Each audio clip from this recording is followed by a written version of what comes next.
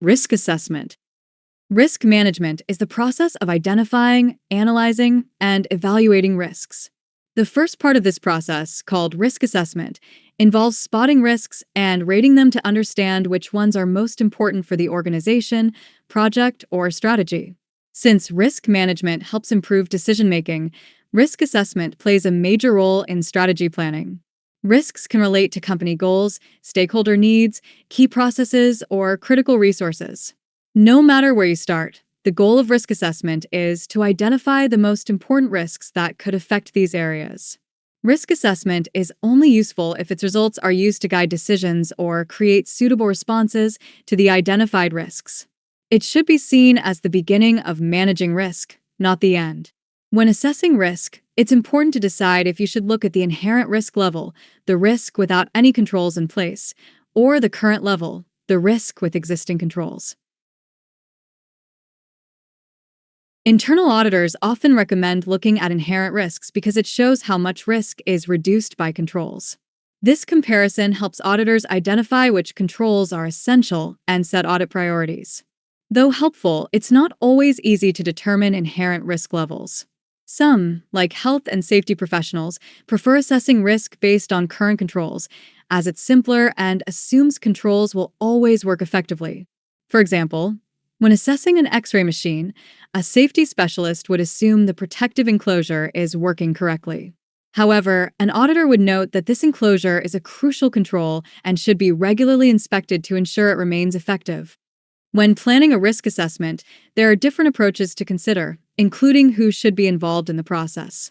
Risk assessments can sometimes be led by the board of directors in a top-down approach, where leadership identifies the main risks.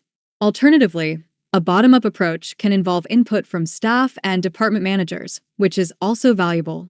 The CEO's input is especially important, as it shapes the organization's overall attitude towards risk. However, a CEO's perspective might focus more on external risks, while internal risks like financial management or infrastructure might not receive as much attention. The risk assessment approach chosen should align with the organization's culture. For example, if the organization usually communicates through reports rather than meetings, a written report might be better suited for risk assessment than a workshop. Some organizations use voting software in risk workshops, which can be useful for getting clear feedback on risks, as well as seeing the spread of opinions. If opinions are widely varied, this could indicate that participants have different understandings of the risk, which may need further discussion. Organizations also need to decide if the risk assessment should be top-down, bottom-up, or a combination of both. A top-down approach typically focuses on strategy, tactics, operations, and compliance, while a bottom-up approach usually focuses on compliance, hazards, controls, and opportunities. Combining both methods allows input from many stakeholders and is common for most organizations. However, a bottom-up approach often takes more time, as the risk management team must attend or facilitate multiple sessions to gather input from various levels. Ultimately, the organization should choose the risk assessment approach that best supports its goals and culture, balancing leadership input with broader employee involvement. The advantage of top-down risk assessment is that this approach likely leads to a business-wide view of risk, as the main risks at the top level will affect the entire organization. Major strategic risks can be identified quickly, and the number of these key risks will be manageable. When leadership supports risk management, it encourages everyone in the organization to accept and follow risk management practices. Since it starts from the top, the methods used for managing risk are likely to be consistent across the organization. The disadvantage of top-down risk assessment is that senior managers and directors often focus more on risks outside the organization and may not be as aware of internal risks or how different risks within the business connect. There's a risk that their approach might be too shallow, as they may feel confident in handling crises as they arise. This focus could also mean that new risks coming from the organization's daily operations might not be fully recognized. The advantage of bottom-up risk assessment is that everyone in the organization is likely to support this approach. It can follow the existing organization structure, allowing for discussion of risks beyond day-to-day operations. Operational staff have a strong understanding of local risks and their causes, which higher management might not fully see. The methods can also be adapted to fit local practices and culture, which is helpful for a multinational company. The disadvantage of bottom-up risk assessment is that this approach may pay little attention to external or strategic risks. It can take a lot of time, which might be discouraging if it slows down getting results for the whole organization. There's a risk it could become too detailed and narrow, causing different areas to assess risks in isolation. New risks arising from daily operations may also go unreported by staff. Risk assignment techniques. The ISO/IEC 31010 standard, Risk Management, Risk Assessment Techniques, offers a range of methods for assessing risk. Here are some common techniques. Flow charts and dependency analysis. These analyze processes and operations to identify critical elements for success. Pros: creates useful insights that can be applied in other areas and helps in understanding processes. Cons: hard to apply to strategic risks and can be very detailed and time-consuming. Questionnaires and checklists. These use structured forms to gather information on key risks. Pros: consistent format ensures uniformity and allows for broad participation. Cons: the rigid structure might overlook certain risks, and questions rely on past knowledge. Workshops and brainstorming. These sessions bring people together to share ideas about events that could affect objectives, main processes, or essential resources. Pros: brings together views from various participants and encourages interaction, leading to more ideas. Cons: senior leaders might dominate, and some issues could be missed if the right people aren't involved. Inspections and audits. These involve on-site inspections and reviews of compliance with established procedures. Pros: observations are based on physical evidence, and audits offer a clear structure. Cons: best for hazard risks, and audits tend to focus on past experiences. The most common methods for risk assessment are checklists/questionnaires and brainstorming and workshops. Checklists and questionnaires are usually easy and quick to complete, but may miss risks not covered by specific questions. Since risks can be connected to different aspects of an organization, a simple way to analyze them is by identifying the key factors essential for success. Most employees can point out these crucial aspects or key dependencies and then examine what might affect each one. For example, if focusing on hazards, ask, what could threaten these key dependencies? For control risks, ask, what might create uncertainty around these dependencies? For opportunity risks, ask, what could strengthen them? In many organizations, especially financial institutions, quantifying risk exposure is critical, so the chosen method should support this. This need for quantification is often part of operational risk management, OR. Workshops with brainstorming sessions are also popular. Here, people can share views on the main risks the organization faces, helping to build a shared understanding of each risk. However, senior staff may dominate these discussions, and it can be hard to challenge their views. Structured brainstorming formats, like SWOT or PESTLE analysis, are often used in these workshops. SWOT analysis looks at strengths, weaknesses, opportunities, and threats, providing a chance to consider both risks and opportunities. It's especially helpful for strategic decisions, though it might miss some risks since it doesn't categorize them precisely. PESTLE analysis covers political, economic, social, technological, legal, and ethical/environmental risks. For organizations that need to measure the likelihood of risks more precisely, quantitative techniques like hazard and operability, HAZOP, studies, and failure modes effects analysis, FMEA, are common. These methods provide a structured approach, ensuring no risks are overlooked. However, they require input from many experts for accurate results. HAZOP and FMEA are well suited to industries like manufacturing, where they're often used for chemical plants, railways, nuclear facilities, or product safety. These methods are detailed and time-consuming but necessary for certain complex or high-risk situations. Risk matrix. A risk matrix is a tool used in risk management to evaluate and prioritize risks by comparing the likelihood of an event occurring with its potential impact. It's a visual representation that helps organizations assess which risks need more immediate attention and resources. Likelihood: how likely it is that a specific risk event will occur. This is typically ranked from unlikely to almost certain. Impact: the potential effect or consequence of the risk on the organization. This also ranges from low to high. Example of criteria for likelihood.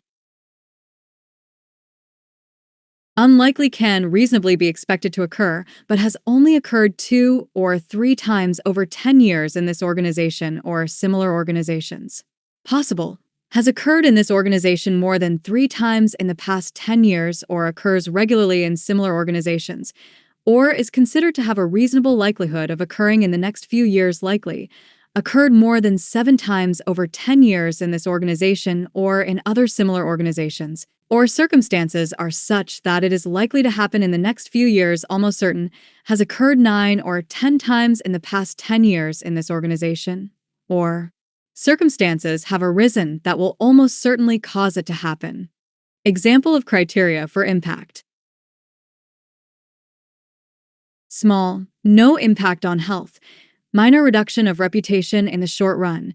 No violation of law.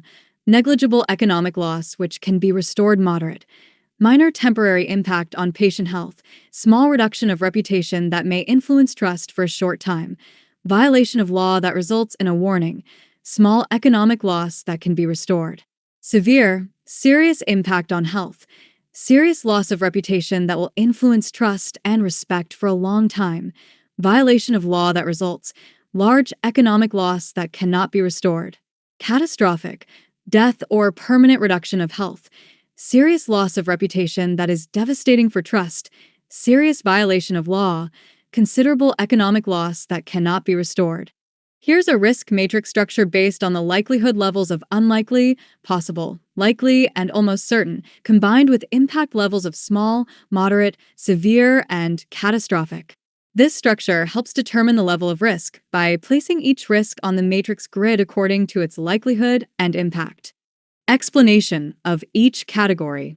Low risk: minor concern, may not require immediate action but should be monitored. Moderate risk: medium priority, needs some attention to reduce risk or monitor developments. High risk: significant concern, requiring action to mitigate or manage. Critical risk: high priority, immediate action is required to address or control the risk.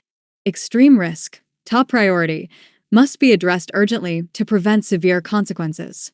This risk matrix structure helps organizations assess where they need to allocate more resources or take preventative measures based on the likelihood and impact of various risks. Once a risk is identified as important, the organization needs to rate it to pinpoint which risks are top priorities. There are established methods to rate risks, but it's also essential to assess if there's room to further improve control over each risk in a cost-effective way. This helps prioritize significant risks. The organization must define how it measures both the likelihood and impact of risks consistently across the company. Using 4 clear options can prevent people from always choosing a middle option, though some organizations may opt for more than 4, depending on their size and complexity. A common risk matrix visually shows the relationship between how likely a risk is to happen and the impact if it does. Other factors can also be added, such as the potential for further risk control. In this setup, a matrix can show the current level of risk and the target level, reflecting what more can be done to manage it. The matrix offers a simple visual of the organization's most critical risks. During risk assessment, risks should also be ranked against the company's risk tolerance or set criteria. Rating risks is called risk analysis, while ranking them based on importance is risk evaluation. A risk is considered significant if it exceeds a set threshold for impact. To identify key risks, it's essential to assess how severe the event would be if the risk occurs, the size of its impact on the organization, the likelihood it will happen at or above the set threshold, opportunities for further improvement in managing it. Usually, workshops identify between 100 and 200 risks, which are then narrowed down to about 10 to 20 top priority risks. ISO 31000 uses the term level of risk based on likelihood and impact, though it's sometimes called risk severity. Organizations need to develop their own definitions for these terms, tailored to their specific needs and structure. During risk assessment workshops, people may have different views on a given risk. There are several ways to handle these differences. One option is to use voting software to find the group's average opinion while showing the range of views. However, it's often helpful to discuss why people see the risk differently. Talking it over can lead to a shared view, making it easier to choose effective control measures.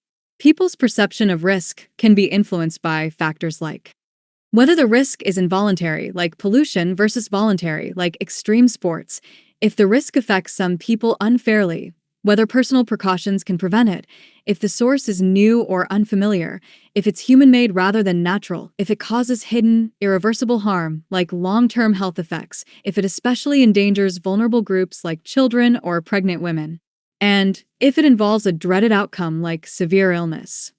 People at different levels in a company may see the same risk differently, so it's helpful to gather perspectives from all levels. This approach improves communication, understanding, and helps find practical ways to manage the risk. Accurately assessing risks for an organization requires thorough knowledge of it. Doing a complete assessment to identify significant risks and essential controls can take time and resources. The public's perception of risk may be shaped by limited information or the influence of lobbying groups. This can make their understanding less informed or biased.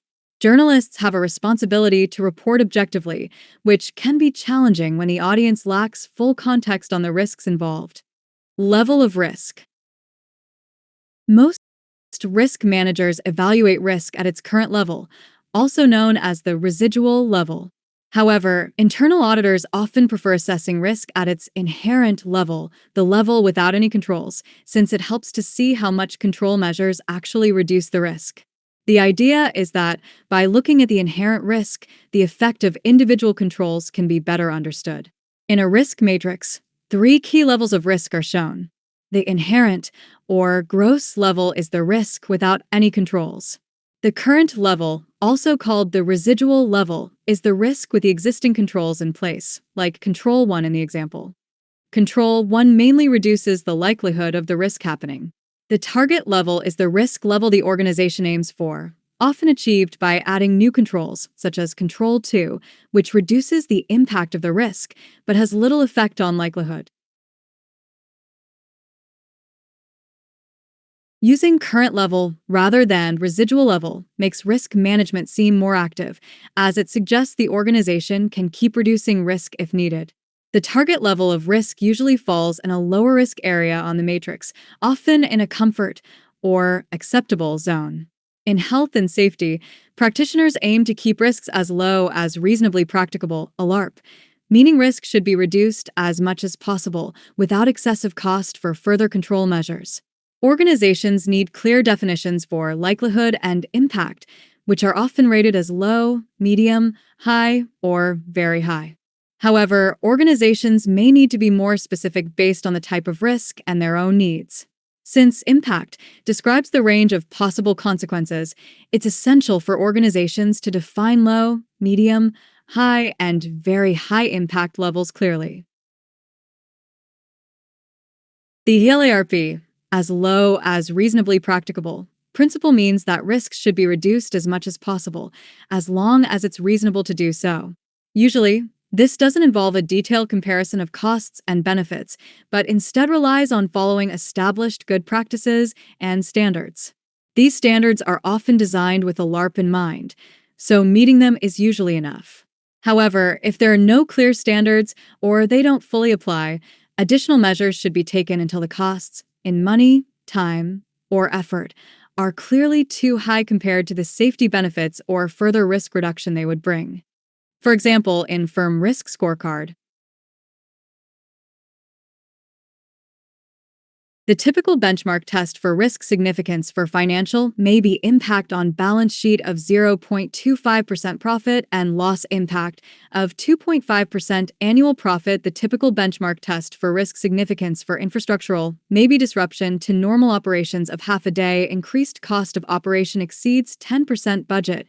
The typical benchmark test for risk significance for reputational may be share price falls by 10% event is on national TV, radio, or newspapers. The typical benchmark test for risk significance for marketplace may be impact on balance sheet of 0.5% turnover profit and loss impact of 1% annual profit.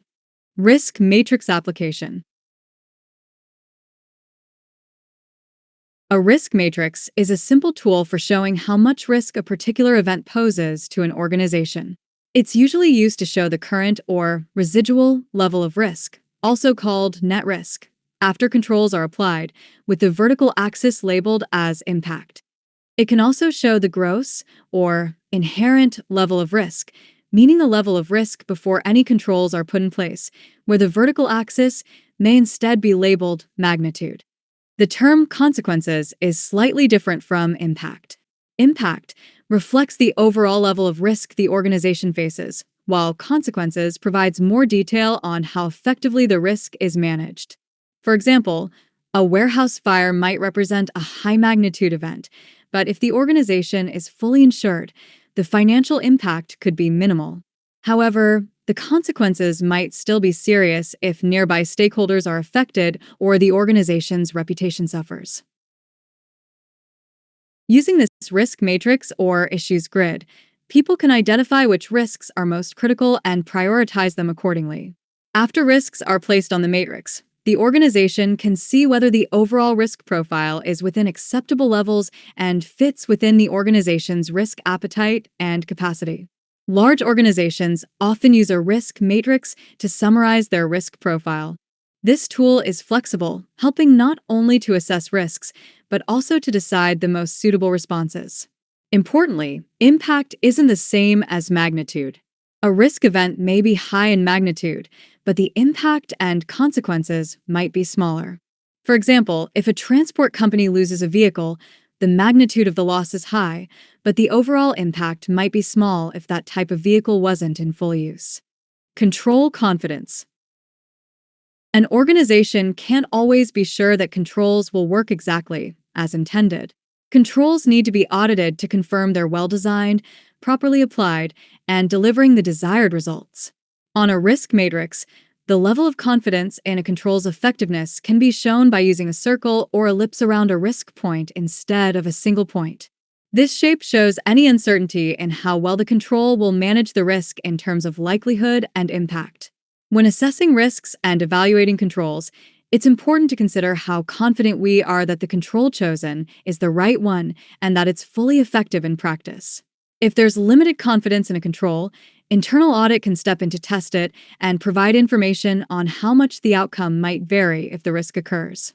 Internal auditors ensure that the correct controls are chosen and that they work effectively and efficiently in practice.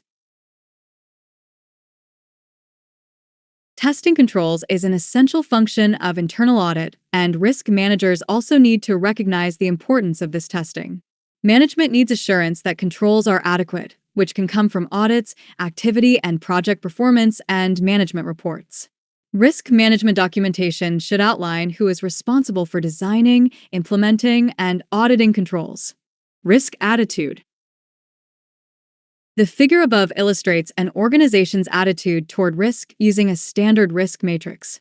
This example represents a risk-averse organization and is typically divided into 4 sections, referred to as the 4 Cs: comfort, cautious, concerned, and critical. These sections reflect the organization's long-term approach to handling risk. They can also describe short-term risk decisions on a risk appetite matrix. In the matrix, the red zone includes critical risks. For a risk-seeking organization, fewer risks are flagged as critical, so the risk universe that leaders monitor is more limited, often just the red zone. The term risk universe is sometimes used by auditors to define audit priorities. A narrow risk universe can increase the chance of missing important risks. Different stakeholders will view the risk universe differently. A risk manager, for instance, considers both identified risks and emerging ones. Each organization has a comfort level with certain risks that have minimal impact or are very unlikely, so they are deemed acceptable. For example, most businesses do not plan for the rare event of a plane crashing on their site. The global financial crisis highlighted how some risks, like the collapse of money markets, were seen as too unlikely to consider, leading to a lack of contingency planning. Typically, low impact, low likelihood risks are acceptable. Medium impact, medium likelihood risks may need careful judgment, and high impact, high likelihood risks are usually intolerable. An organization's overall risk approach is set by risk criteria, and risk attitude is more stable or long term, while risk appetite is the immediate willingness to take on risk to meet goals. The risk attitude, much like a general preference for food, is consistent over time, whereas risk appetite is more situational. Organizations often review all risks together, cumulative risk assessment, to determine if the combined risk exposure aligns with their risk tolerance. Differences in individual risk concerns can affect risk prioritization. For instance, some people may worry more about a likely, low impact event than about a rare, high impact one, which influences how risks are ranked. Once significant risks are identified, they can be prioritized either by likelihood or by impact. In the first approach, risks are ranked by how likely they are to exceed the significance threshold, high, medium, or low likelihood. In the second approach, they're ranked by impact if they occur, high, medium, or low impact. Which method is used depends on the organization's risk criteria and board preferences. The impact of a risk is usually measured in terms of finances, infrastructure, reputation, or marketplace firm. Effective risk management requires that the effects of high-impact events on strategy, tactics, operations, and compliance, stock, are well managed. The graph visually represents three types of risk attitudes. Risk-seeking green. High willingness to take risks for potentially greater rewards. The curve rises steeply, showing a preference for high-risk, high-reward scenarios. Risk-neutral, blue. A balanced approach weighs risk and reward equally. The relationship between risk level and potential reward is linear. Risk-averse, red. Preference for caution, avoiding risks even if it means lower rewards. The curve flattens as risk increases, showing reluctance to take on higher risks. These curves illustrate how organizations or individuals might approach risk differently depending on their risk attitude. Risk significance. An organization can't always be sure that controls will work exactly as intended. Controls need to be audited to confirm they're well-designed, properly applied, and delivering the desired results. On a risk matrix, the level of confidence in a control's effectiveness can be shown by using a circle or ellipse around a risk point instead of a single point. This shape shows any uncertainty in how well the control will manage the risk in terms of likelihood and impact. When assessing risks and evaluating controls, it's important to consider how confident we are that the control chosen is the right one and that it's fully effective in practice. If there's limited confidence in a control, internal audit can step in to test it and provide information on how much the outcome might vary if the risk occurs. Internal auditors ensure that the correct controls are chosen and that they work effectively and efficiently in practice. Testing controls is an essential function of internal audit, and risk managers also need to recognize the importance of this testing. Management needs assurance that controls are adequate, which can come from audits, activity and project performance, and management reports. Risk management documentation should outline who is responsible for designing, implementing, and auditing controls. When an organization decides how much risk to take, it has to consider several things. Different types of risks require different responses. Hazard risks need a tolerance level. Control risks need an acceptance level.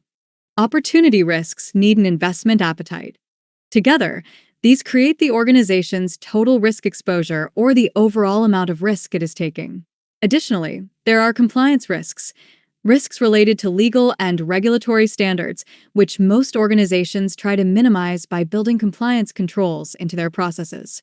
The actual risk exposure may differ from the risk appetite, the amount of risk the board is comfortable with, and the organization also has a risk capacity, how much risk it can afford to take based on its resources. The board's risk appetite should fit within this capacity and ideally should match or exceed the actual risk exposure. Some financial institutions during the global financial crisis took on risks that exceeded their capacity, which led to trouble. An organization's capacity to handle risk depends on factors like its finances, infrastructure, reputation, and market competitiveness. Rapidly changing markets require organizations to handle higher risks. For instance, a company making DVD players would face high risk if streaming technology became popular. Adapting to this change would require new business strategies, equipment, and skills. If these adjustments exceed the company's resources, it may need to explore options like finding a partner, selling the business, or even exiting the market. Sometimes organizations face risks that, if realized, could destroy them. In such cases, risk management needs to identify situations that could trigger these major risks. Risk classification. A risk classification system is a method for categorizing risks into different types or groups to help an organization understand, evaluate, and manage them effectively. To identify all the risks an organization faces, a structured approach is needed. A formal risk classification system helps the organization find similar risks across different areas. It also makes it clear who should set the strategy for managing related risks.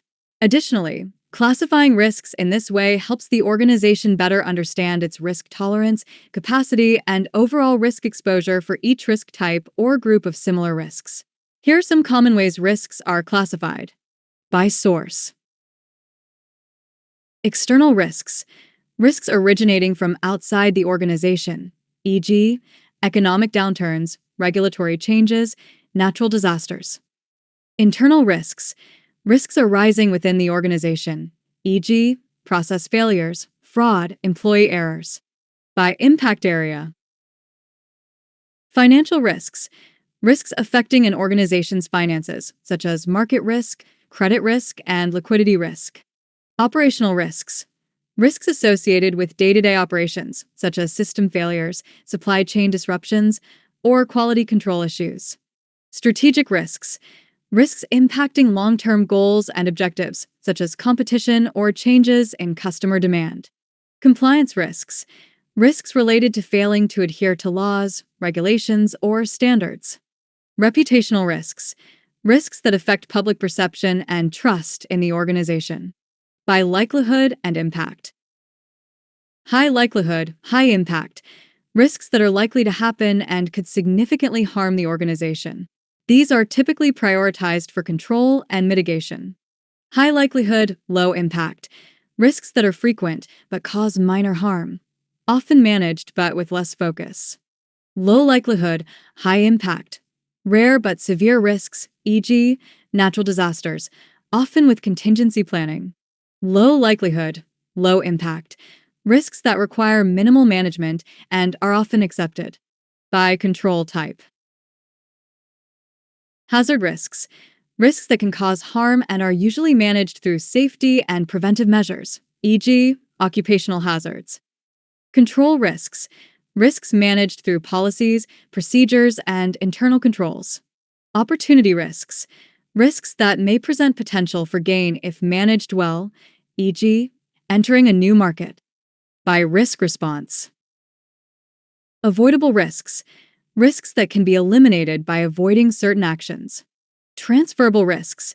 Risks that can be transferred to another party, often through insurance or outsourcing. Retainable risks. Risks that are accepted due to their low impact or likelihood, with no specific action taken. Mitigated risks.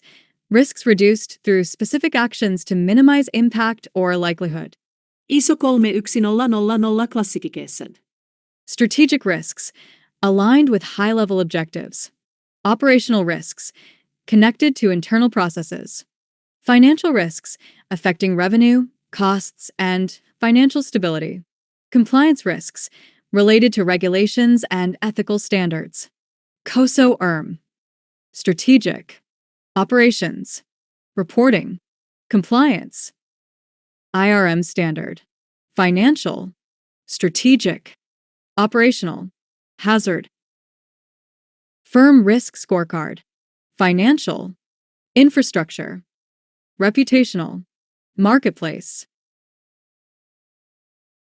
A structured risk classification system helps ensure a comprehensive approach to identifying, assessing, and managing risks across the organization. It also enables prioritization by focusing on the most impactful risks and allocating resources efficiently. Like many decisions in risk management, an organization needs to choose a classification system that best meets its needs. Risks can be grouped by the timing of their impact, their type, their source, or the nature and scale of their consequences. An organization should select a system that fits its size, nature, and complexity. For instance, banks and financial institutions usually classify risks as market, credit, and operational risks. Other widely used systems, like SWOT and PESTLE analysis, can also help organize risk assessment workshops. The advantage of risk classification system is enhanced risk visibility.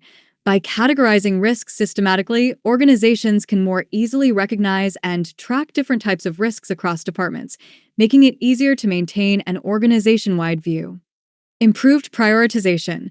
Risk classification helps identify which risks require immediate attention, enabling organizations to focus on those with the highest impact or likelihood. Efficient resource allocation. Resources for risk management can be allocated more effectively by focusing on risk categories that pose the most significant threat, saving time and money. Better communication. A structured classification system creates a common language for discussing risks, improving understanding among stakeholders at all levels and promoting consistent messaging. Consistent risk management. Classification systems encourage a standardized approach to risk assessment and management, ensuring that similar types of risks are managed consistently throughout the organization. Facilitates compliance and reporting. Many regulations and standards require organizations to identify and categorize risks. A classification system supports compliance efforts and simplifies the reporting process to regulators and stakeholders. Enhanced decision-making. By grouping risks, leaders can make more informed strategic decisions based on an organized view of risks and their potential impacts on objectives. Support strategic alignment. Risk classification aligns risk management activities with strategic goals, as it highlights which risks impact critical areas like strategy, operations, or compliance. Encourages proactive management. Classifying risks can help identify emerging risks within each category, allowing for early intervention and preventative action. Facilitates performance measurement. A classification system allows organizations to track the effectiveness of risk mitigation measures across different types of risks, supporting continuous improvement in risk management processes. Classification based on impact due to time. Dividing risks into short, medium, and long-term categories can be useful, even though it's not a strict system. Generally, short-term risks relate to operations, medium-term risks relate to tactics, and long-term risks relate to strategy. However, this isn't a perfect split. Sometimes, short-term risks can affect strategic processes, and longer-term risks might impact operations. All three areas, operations, tactics, and strategy, must also meet compliance standards, and most organizations aim to keep compliance risks low. Short-term risks are those that can immediately disrupt the organization's goals, critical processes, and operations when they happen. They are often sudden and unexpected events, mainly hazard risks, but they can also relate to cost control. These risks can quickly impact the organization's ability to keep operations running smoothly, so it's important to reduce them. Medium-term risks usually show effects a few months to a year after the event occurs.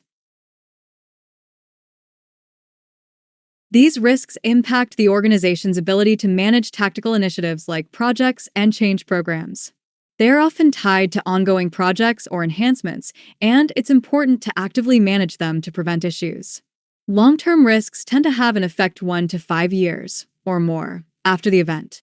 These risks impact the organization's ability to sustain core processes that support its long-term strategy.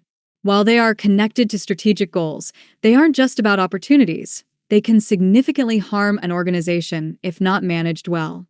Long-term risks that threaten the success of strategic plans can cause more damage than operational or tactical risks, though a balanced level of strategic risk is essential to support growth. Risks come from an organization's operations, tactics, strategy, and compliance needs. Compliance is included as a separate category alongside the other three.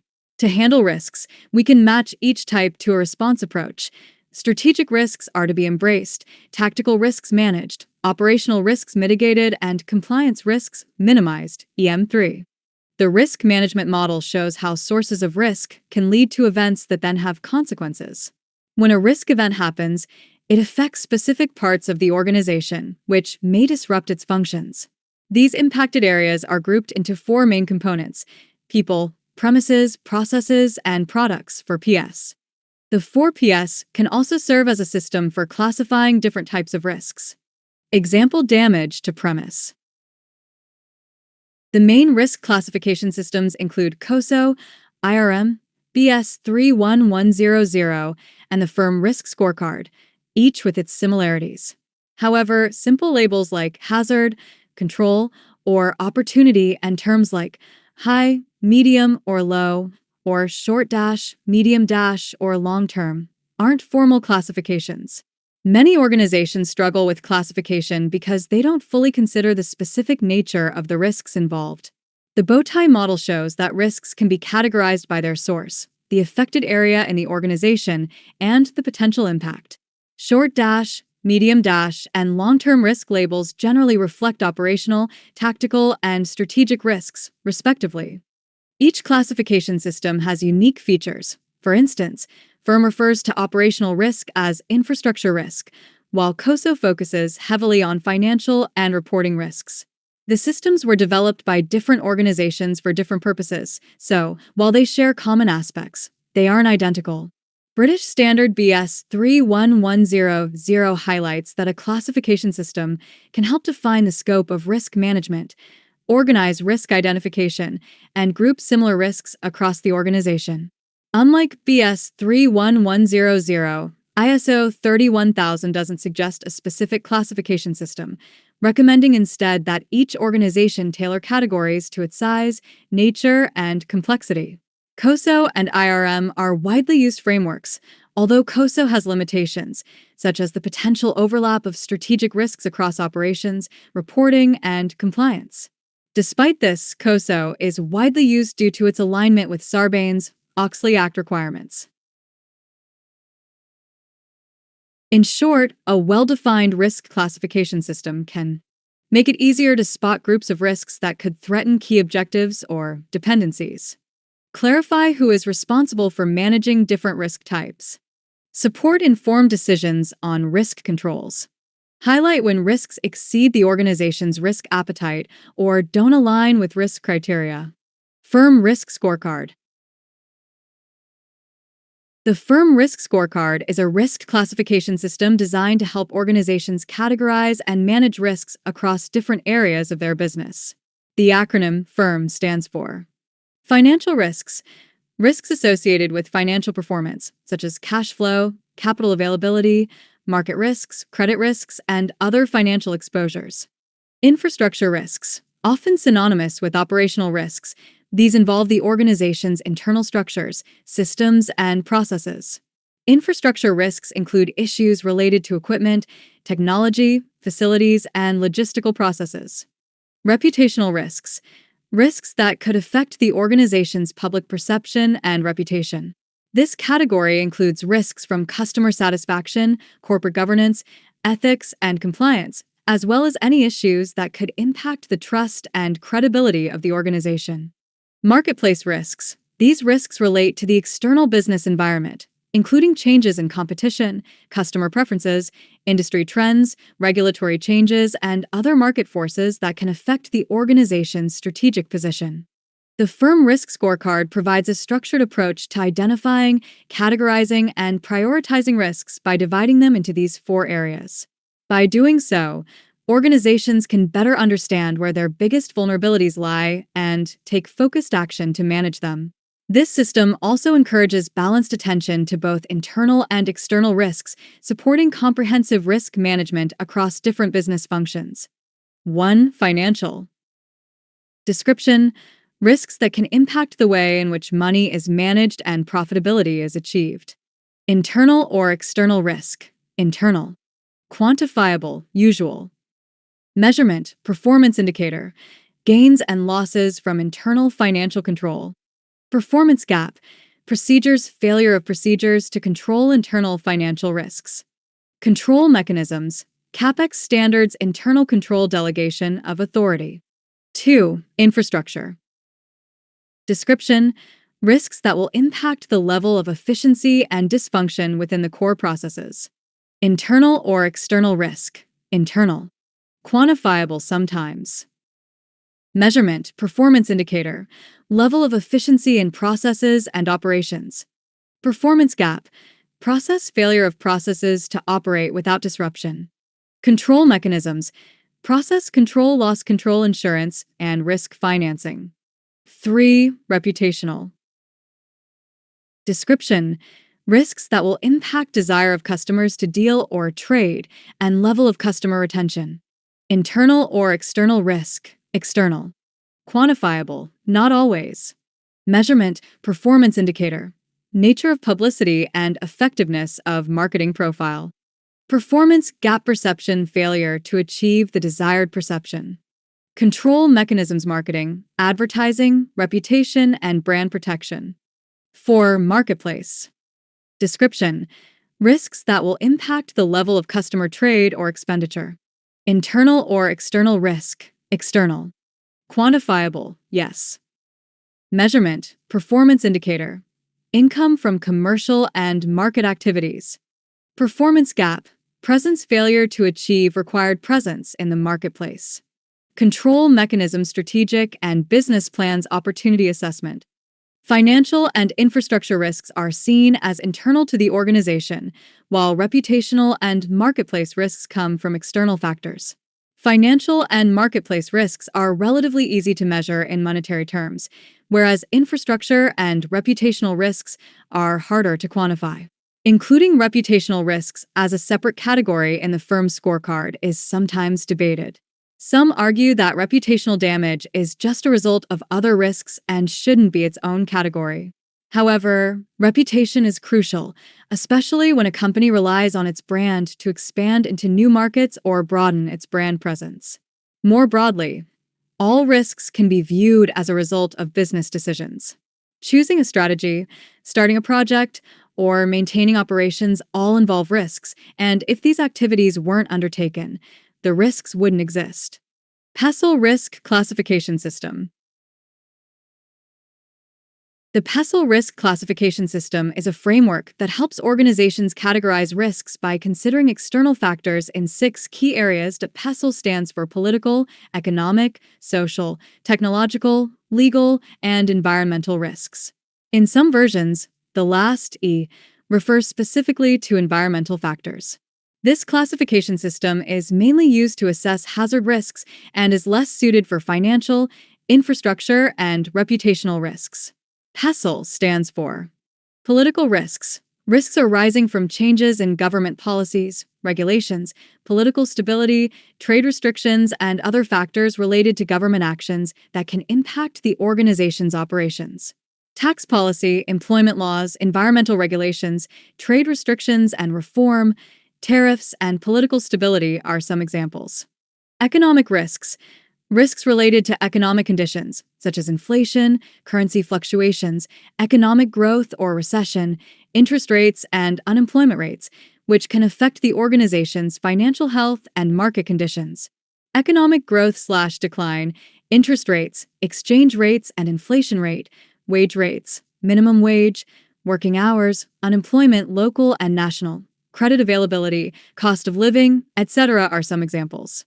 Social risks. Risks associated with societal changes and trends, such as shifts in demographics, cultural values, consumer behaviors, and lifestyle changes, which can influence demand for the organization's products or services. Cultural norms and expectations, health consciousness, population growth rate, age distribution, career attitudes, emphasis on safety, global warming are some examples. Technological risks. Risks stemming from changes in technology, including advances, cyber threats, and technology obsolescence, which can affect operational efficiency and competitive positioning. Technology changes that impact your products or services, new technologies, barriers to entry in given markets. Financial decisions like outsourcing and supply chain are some examples. Legal risks. Risks related to changes in laws, regulations, and legal actions that could impact the organization's compliance, liability, or operating environment. Changes to legislation that may impact employment, access to materials, quotas, resources, imports/exports, taxation, etc. are some examples. Ethical or environmental risks. Risks associated with ethical or environmental aspects, environmental factors such as climate change, natural disasters, resource scarcity, and sustainability pressures, which can affect operations, reputation, and compliance. The PESTEL classification system encourages organizations to look beyond internal factors and consider the wider environment in which they operate.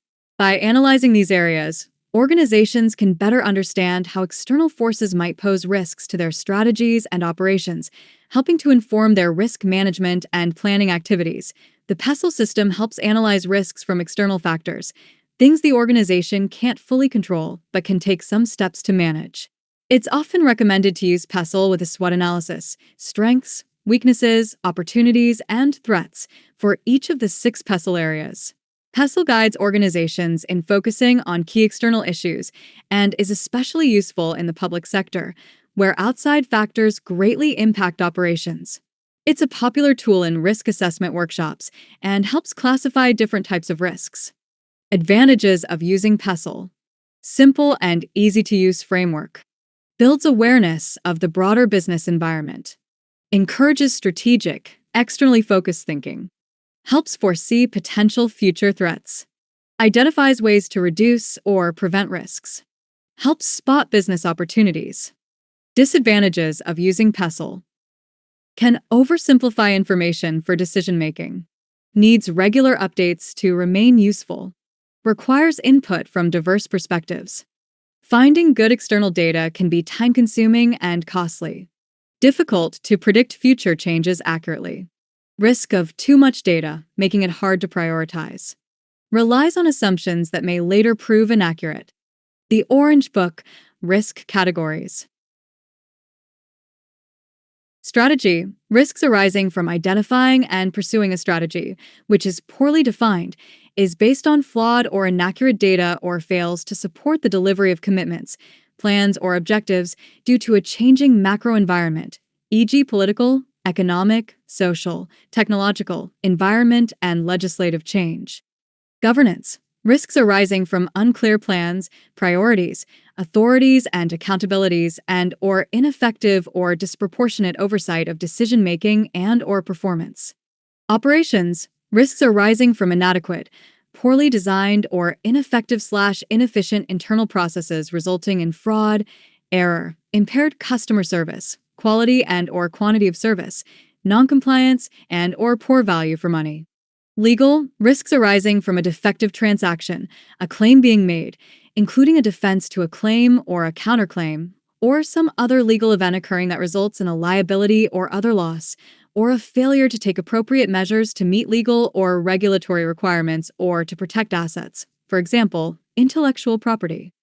Property. Risks arising from property deficiencies or poorly designed or ineffective/inefficient safety management resulting in noncompliance and/or harm and suffering to employees, contractors, service users, or the public.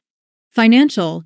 Risks arising from not managing finances in accordance with requirements and financial constraints resulting in poor returns from investments, failure to manage assets/liabilities or to obtain value for money from the resources deployed, and/or noncompliant financial reporting.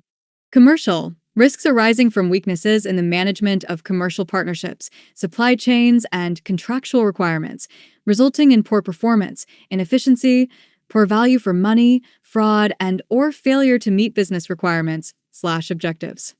People risks are rising from ineffective leadership and engagement, suboptimal culture, inappropriate behaviors, the unavailability of sufficient capacity and capability, industrial action and/or noncompliance with relevant employment legislation/HR policies, resulting in negative impact on performance.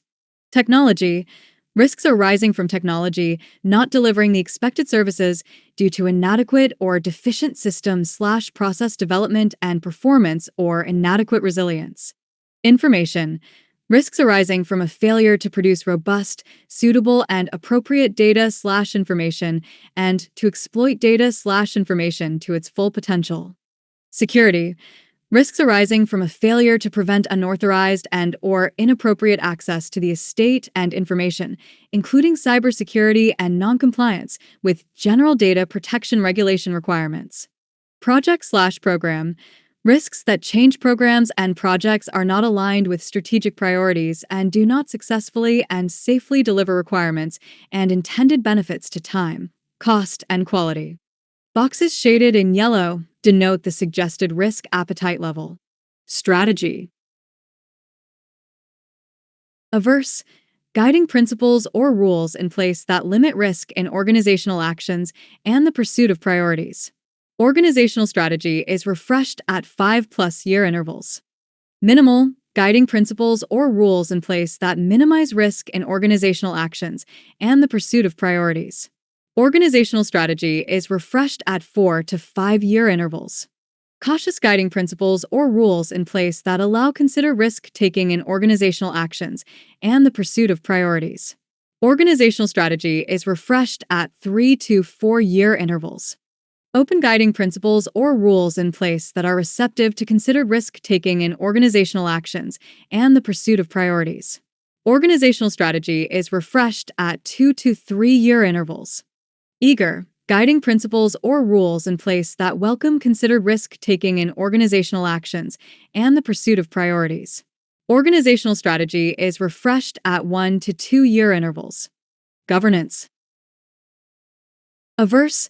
Avoid actions with associated risk. No decisions are taken outside of processes and oversight/monitoring arrangements. Organizational controls minimize risk of fraud, with significant levels of resource focused on detection and prevention. Minimal. Willing to consider low-risk actions which support delivery of priorities and objectives. Processes and oversight/monitoring arrangements enable limited risk-taking. Organizational controls maximize fraud prevention, detection, and deterrence through robust controls and sanctions. Cautious. Willing to consider actions where benefits outweigh risks. Processes and oversight/monitoring arrangements enable cautious risk-taking. Controls enable fraud prevention, detection, and deterrence by maintaining appropriate controls and sanctions. Open. Receptive to taking difficult decisions when benefits outweigh risks.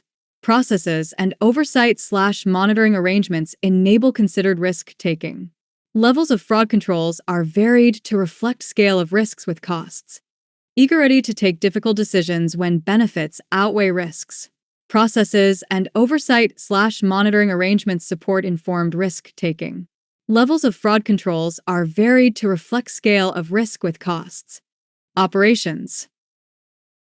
Averse. Defensive approach to operational delivery. Aim to maintain/protect rather than create or innovate. Priority for close management controls and oversight with limited devolved authority. Minimal. Innovations largely avoided unless essential. Decision-making authority held by senior management.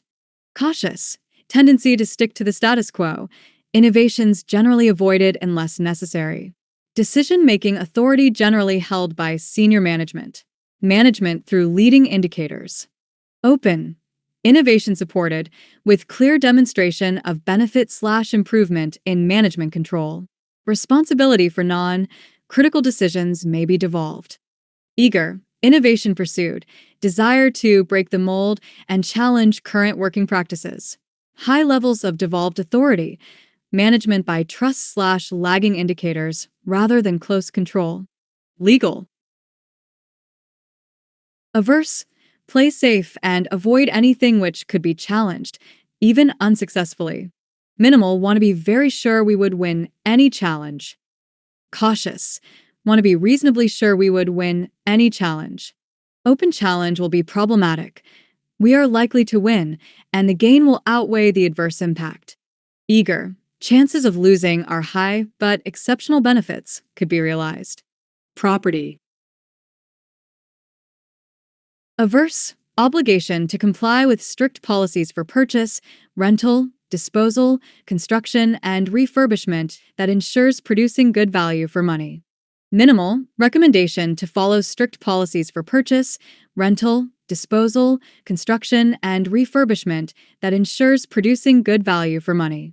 Cautious. Requirement to adopt a range of agreed solutions for purchase, rental, disposal, construction, and refurbishment that ensures producing good value for money. Open. Consider benefits of agreed solutions for purchase, rental, disposal, construction, and refurbishment that meeting organizational requirements.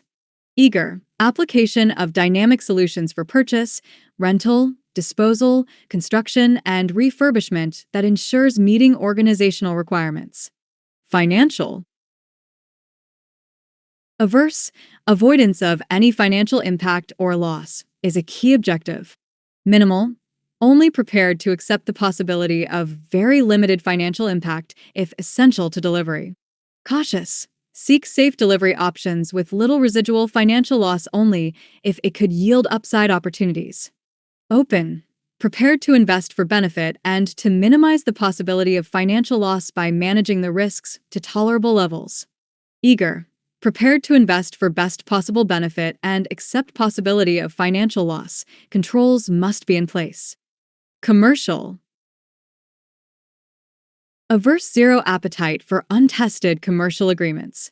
Priority for close management controls and oversight with limited devolved authority.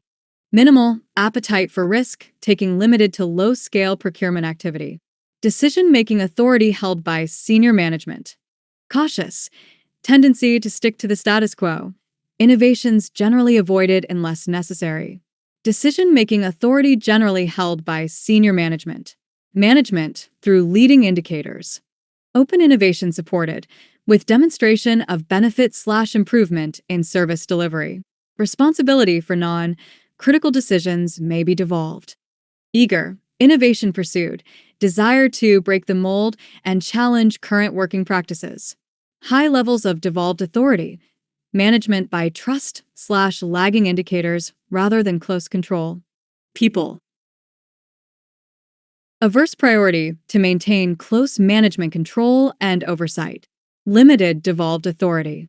Limited flexibility in relation to working practices. Development investment in standard practices only. Minimal decision-making authority held by senior management. Development investment generally in standard practices. Cautious. Seek safe and standard people policy. Decision-making authority generally held by senior management. Open. Prepared to invest in our people to create innovative mix of skills environment. Responsibility for non-critical decisions may be devolved. Eager. Innovation pursued, desire to break the mold and challenge current working practices. High levels of devolved authority. Management by trust rather than close control. Technology.